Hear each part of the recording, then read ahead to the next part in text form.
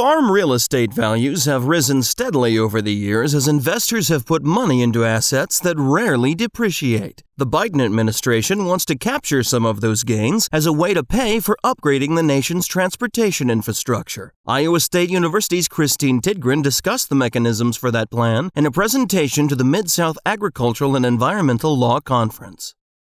And so how does basis work? How does this actually work in effect? So what would happen under this proposal is if I transferred a $5 million parcel of land that had appreciated $3 million during my lifetime. So let's say I bought it for $2 million. It appreciated $3 million. It's now worth $5 million. I die. So this proposal would trigger a tax on that capital gain.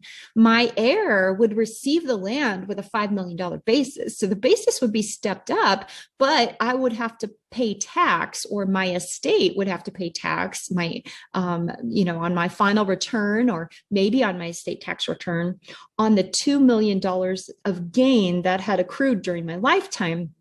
$1 million of that gain would be exempt from tax. And so that gain would get a tax-free step up in basis. The other $2 million, I'd have to pay the tax. And as I paid the tax, it would all get stepped up. So the basis in the hands of my heirs would now be $5 million, but my heirs would have had to pay a lot of tax to get there, to get that basis. If I wanted to transfer it during gift, I'd have a similar effect, but a little less generous. And that is, the proposal says that $1 million exemption during a gift, that would not be tax-free step up. So in other words, I wouldn't have to pay tax on that $1 million, but I wouldn't get a step up in basis. My recipient, the recipient of the gift, would receive that portion of the property at the basis I held the property at. So there would be a carryover basis.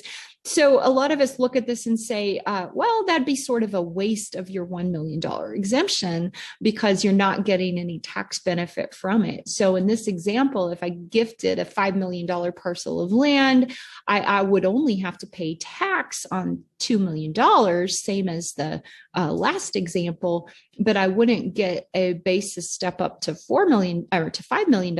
I would only get a basis step up to $4 million.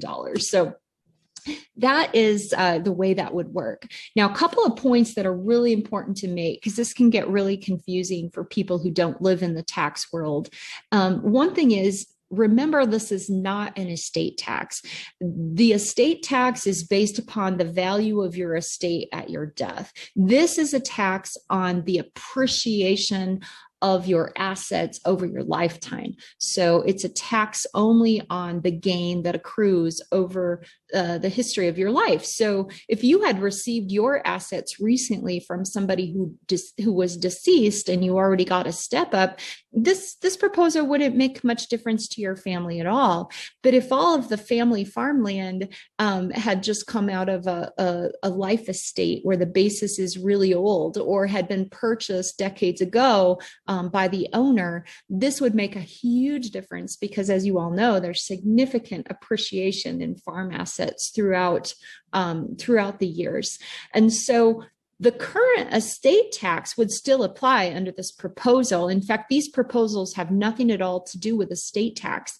So we currently have an exemption of $11.7 million in assets to get you out of the estate tax liability. And under the current plan, that would remain. But as you know, most likely that increased exemption is already set to go back down again in 2026. The Tax Cuts and Jobs Act temporarily doubled it. That's why we have that big $11.7 million exemption.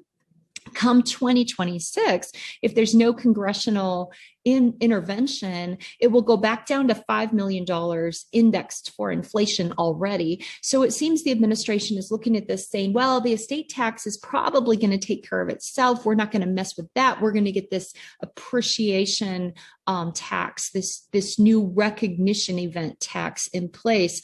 And then we would see an increase in estate tax revenue come 2026 automatically.